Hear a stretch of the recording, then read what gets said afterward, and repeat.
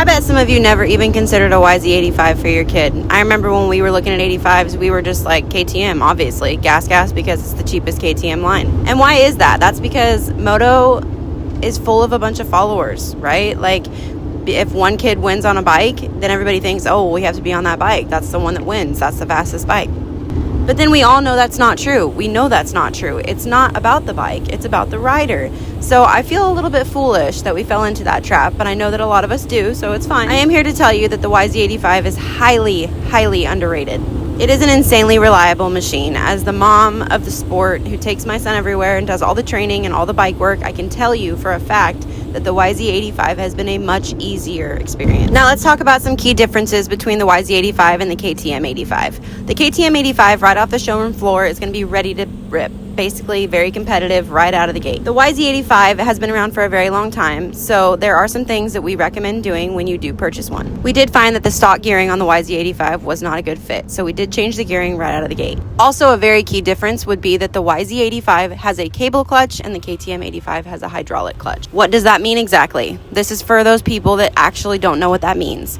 The KTM 85 has a hydraulic clutch, which is going to be a completely different feel than a cable clutch. Now, despite everyone's haterade on the cable clutch, the people that ride them actually prefer them. To put it in perspective, a cable clutch is a steel cable that rotates an actuator arm to put pressure on plates. It's a very straightforward design, meaning it's very easy to fix, it's very easy to repair, and it's very easy to understand. A hydraulic clutch uses hydraulic fluid, has to be bled, and if it does get damaged, it is very hard to repair trackside. At least for someone like me. I'm not going to be replacing a whole hydraulic clutch system before a moto. Another thing to mention is Maverick noticed immediately how responsive the clutch was and how much better he liked the feel of the cable clutch. We were actually super nervous to switch to the cable clutch because he had had a hydraulic clutch for so long, and the hydraulic clutches are supposed to be smoother. One thing that I've noticed about the YZ85 is no matter how cold it is, no matter how long it's been since we started it last, it kicks over almost immediately every time. This could have just been our bike, I'm not really sure, but when we had the gas 85, for some reason, if it was cold, if we hadn't started the bike in a while,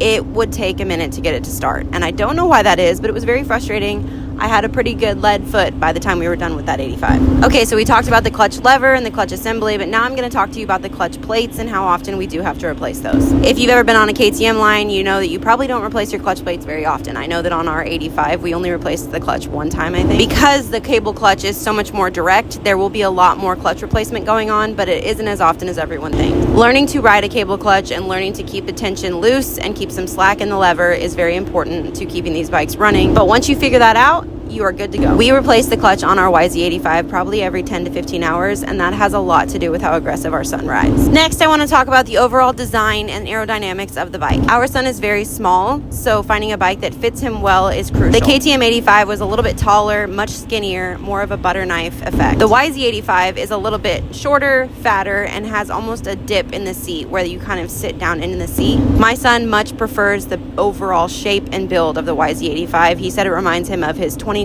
KTM 65s. I like to explain it like the bike has hips, so it kind of has somewhere for him to sit. He feels more like he's in the saddle instead of sitting on top of a butter knife. Let's talk about weak points on both machines. Starting with the YZ85, I would say a very big weak point and something we have to keep a very close eye on is the wheel spokes. We check the spokes like we check the gas level, pretty much in between sessions. While this is normal for any new wheel, we notice that we do have to do it a lot more often on the YZ versus the KTM line. Now for the weak points on the KTM line. We found that the weak point with the KTM line was the crank. Now this has just been within the last couple of years, so I don't know who their parts distributor is, but the cranks are definitely a weak point, some going out within 20 minutes of riding the machine. I don't know about you, but I would much rather replace a wheel over a crank. Also, a huge weak point with the KTMs right now is going to be parts.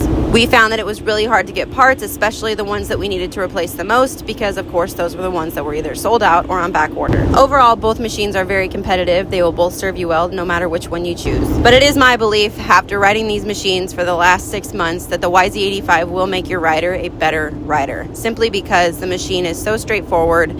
You learn a lot more about the mechanics, the cable clutch being directly connected to the clutch system.